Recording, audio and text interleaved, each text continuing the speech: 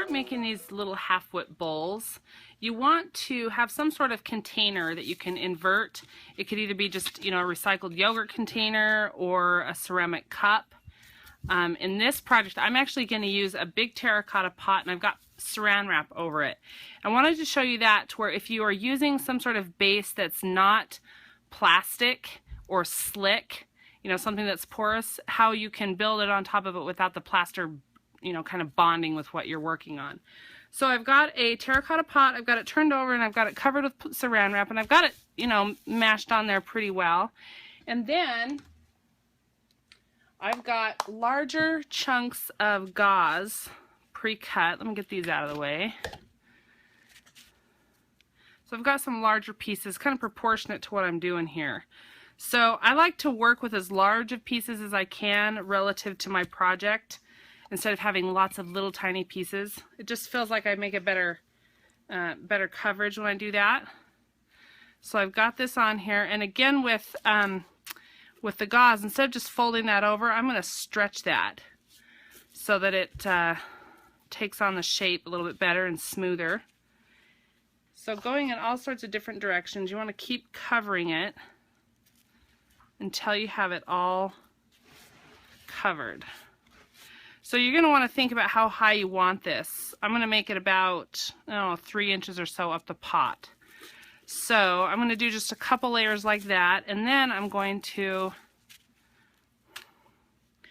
take some and do them sideways. And I'm actually going to fold this edge over just to create a little bit thicker edge as I'm wrapping it around. And the saran wrap's a little bit mushy around. So when you're working with gauze, one thing that you don't want to do any more than necessary is move it around while it's hardening. You want to kind of get it where it's going to go and then leave it alone. It's kind of like glue in that if you move it while it's doing its curing thing, it won't be as strong afterwards. So the gauze doesn't stay as rigid if you do a lot of messing around while it's still trying to cure.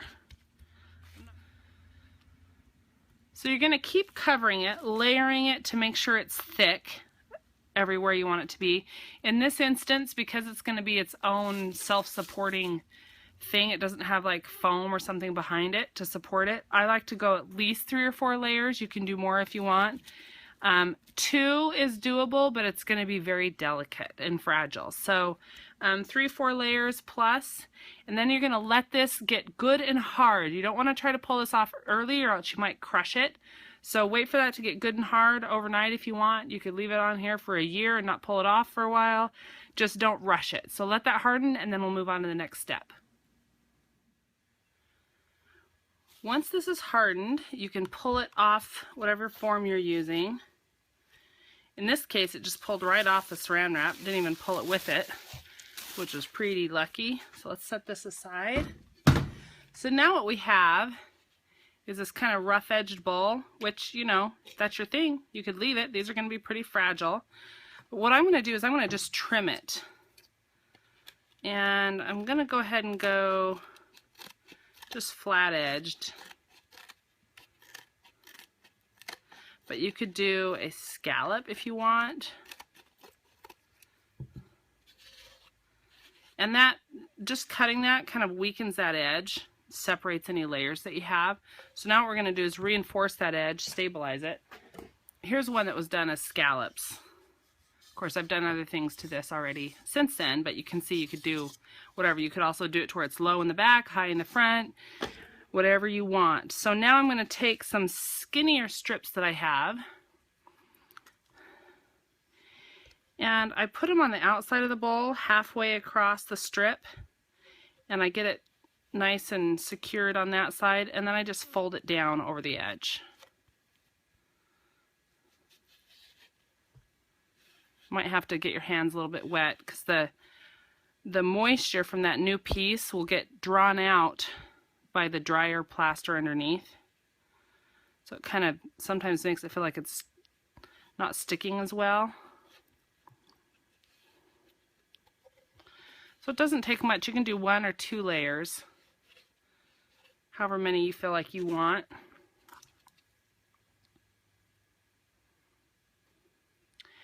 This is a good time too to see where you might have sections that are thinner than you thought. For example, I don't know if you guys, let's see, how can I show you that? Right there. It's much thinner than I thought it was. So while I have some pieces out, I'm going to go ahead and add to that section and thicken it back up again. Okay, so it looks like I have the whole edge covered. Again, you could do 1 or 2 layers as long as it feels good to you. And then now we're going to do the face part. I only do the nose and lips on these, but if you want, you can do a higher bowl and have it have eyes. One thing I will say too, when you're choosing the shape of your container, I don't like one that flares out too much if I'm going to put a face on it, because then the face is pointing down and you can't see it. If you're not going to put a face on it, that's fine. But if I am going to put, you know, any sort of features on it, I like it to be a little bit more vertical. This is angled out, which is fine, but it's not so much that I can't see it when it's, you know, sitting on a shelf. So for the face, the method that I have figured out that works really well for me is I have 3 different size squares of gauze. This is a nose, upper lip, and lower lip. You can do however you want, but I found that a square usually works best. So what I'm going to do, decide where I want my face to be. Oh, and I softened that up a little bit, so I need to be careful. I think I will have it, I think I'll put the face right there. So I'm going to have it to where the top of the bridge of the nose ends right at the top of the bowl. So now what I'm going to do is I'm going to roll one corner in. You can kind of roll it up before you dip it. Sometimes that's a little easier. So I've got kind of a rolled triangle shape. And then I'm going to roll these outside corners to the middle.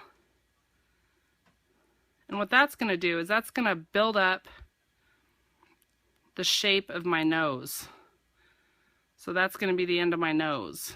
And this will be the bridge that tapers away. So I'm going to start with this part, pressing it on there, getting it shaped how I want it.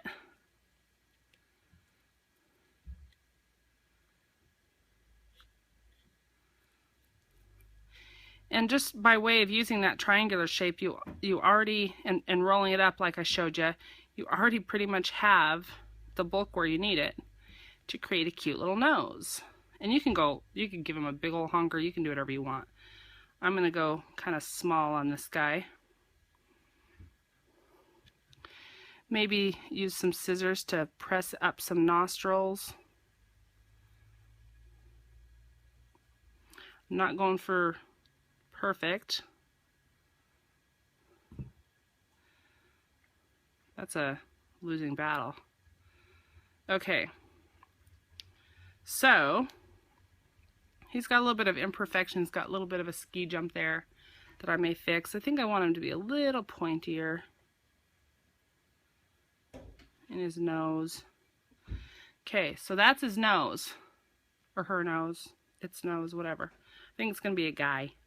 So then I'm going to do the same thing with the upper lip, but I'll show you. Sometimes when you roll it dry, it's a little bit easier to roll it. I forgot about that when I was doing the nose. So you have this upper lip piece. What doing it corner to corner allows this to taper down and blend in better, keeping the middle kind of thick.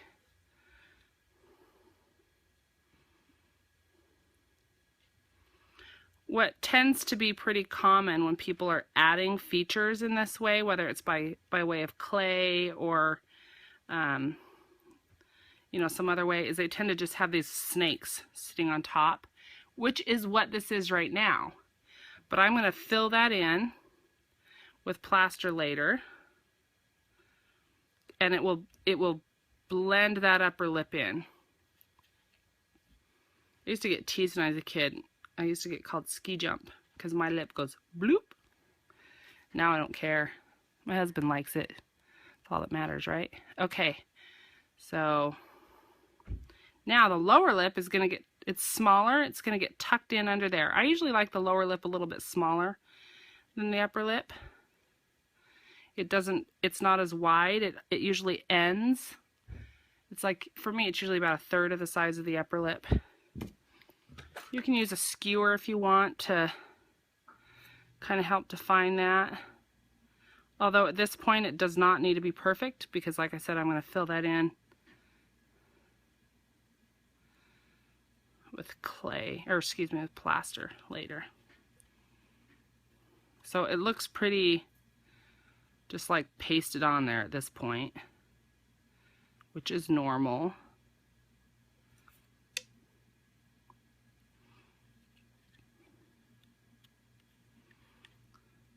So we're going to let that harden, and we're going to come back and give it a skin coat of plaster to smooth it all out. Okay, so this is all hardened up enough where I feel confident in adding more to it. Like I said, I like it to be a little bit moist when I add the mixed up plaster to it. It seems to create a better bond. If you've let this dry for days and days, give it a quick dip under the water, like running water out of your tap, and let it soak that up, and that will help. When you go to add the new layer of plaster, it'll help that bond better. So I've got some plaster mixed up here, kind of a, you know, spreadable consistency. And just FYI, when you are done with your spoon, if you have a damp paper towel and you can wipe it off right away, it just makes cleanup so much easier. Otherwise that'll harden on there and sometimes it's hard to get off. Okay, so what I'm going to do is I'm going to start, because my plaster is a little runnier than ideal for working around the face. So I'm going to go ahead and coat the rest of the thing. You still want to be careful. You don't want to, you know, press too hard.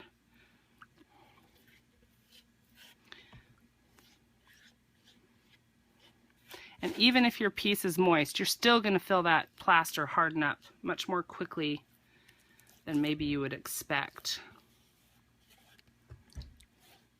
So keeping that smooth. I just add just enough water to smooth it out. I'm not making it soupy. You don't want to do that. And I'm just going to go ahead and smear right over his lips and nose and everything. And what that does is that fills in kind of the gaps around his nose. If you accidentally knock his nose off, because sometimes they don't bond as well as you'd hope, then you can just patch over it, putting a piece of gauze that goes across, over, and down. I usually do that, and I didn't think to do that this time, but that's a good way to make sure the nose isn't going to get knocked off.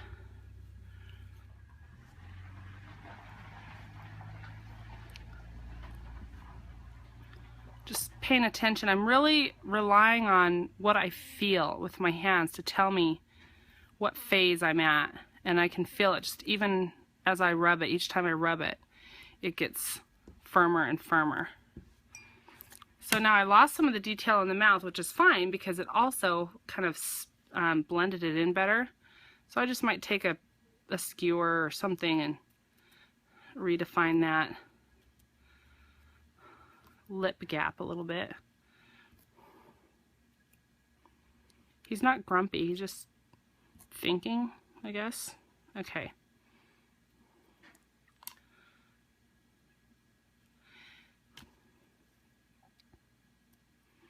Now, instead of trying to smooth it out and just filling in the gap, I'll just leave that and maybe sand that a little bit later. Okay, so I have the outside to where it's pretty dry. I don't want to say dry, but you know, it's not gooey gloppy anymore. So as long as it's at least that dry, you could also do the inside, which I'm going to go ahead and do because the bottom of this is pretty dry and I've got plaster here. So you don't have to do the inside. I just like it, especially if I've formed over saran wrap, because it shows the wrinkles of the saran wrap. It's amazing the detail this gauze will pick up.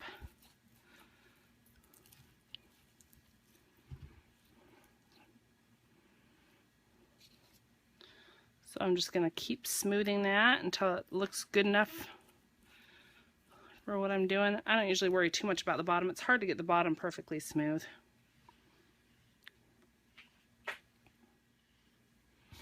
All right, I think that's good enough for me.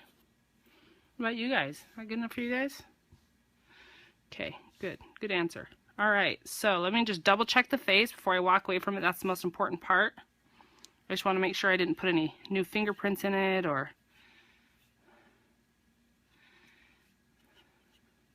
Good thing I checked. He had like a little something coming out of his nose. It was gross. Okay.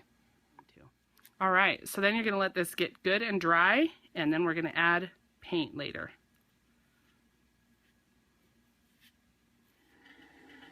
So our cute little half-wit guy is all dried, the plaster is cured, and I've given it a coat of gesso, white gesso, over the whole thing and let that dry as well.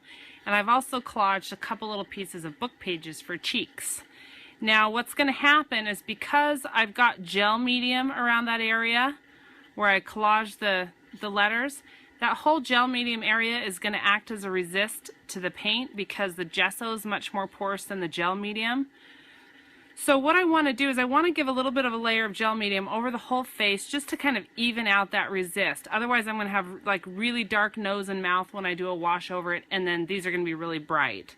So I'm just going to do a little bit of, just, you know, not a lot, almost like a dry layer just over the lips.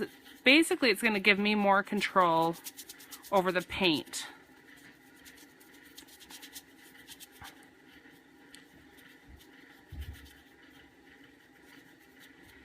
Now, I don't need that to be all the way dry for me to move on because I know a lot of it's going to soak into the plaster. And having actually a little bit of moisture still to the gel medium will help my paints blend a little bit better. So I've got kind of an orangey paint here and a flesh tone paint. And I'm going to do just a little bit of each, maybe with a little bit of white.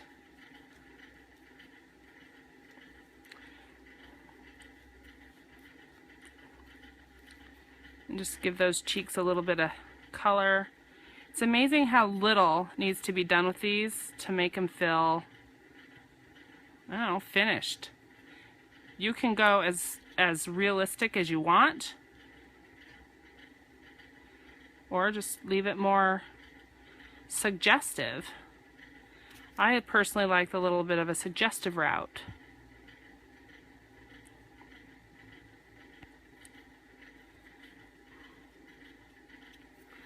Just enough color to make it interesting, to pull it away from the white of the plaster.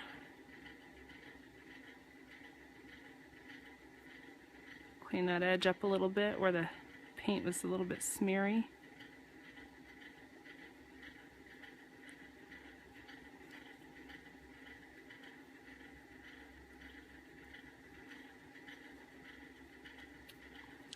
And maybe if I don't want the complete edge, like the whole edge of that to show, I might just come over with a little bit of white paint.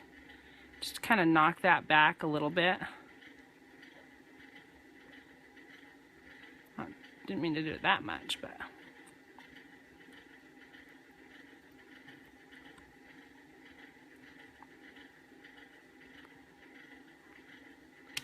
Maybe a tiny little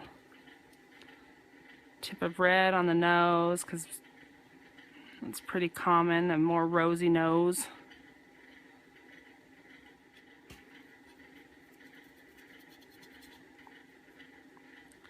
Once this is dry, I'm going to come over with a little bit of a gray, umbered gray wash, just to catch some of those low spots.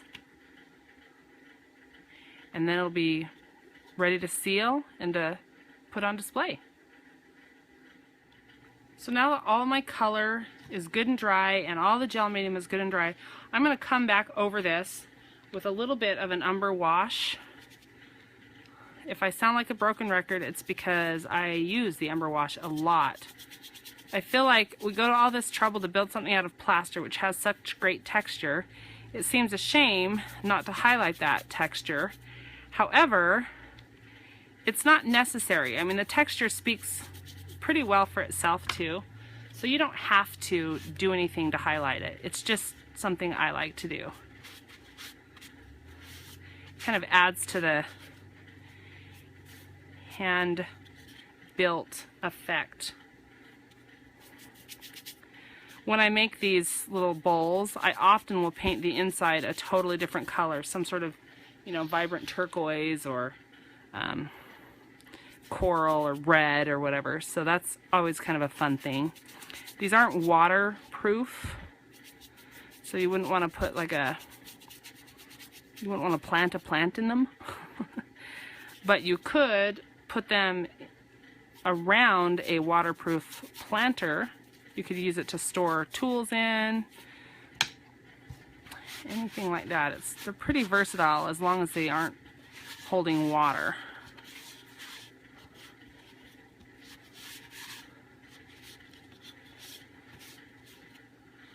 So I think I want to bring that nose back just a little bit of white, maybe those cheeks.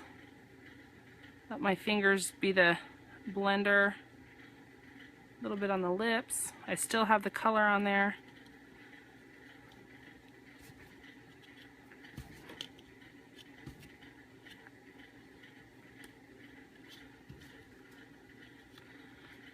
And there you have another little friend to hang out with in your studio.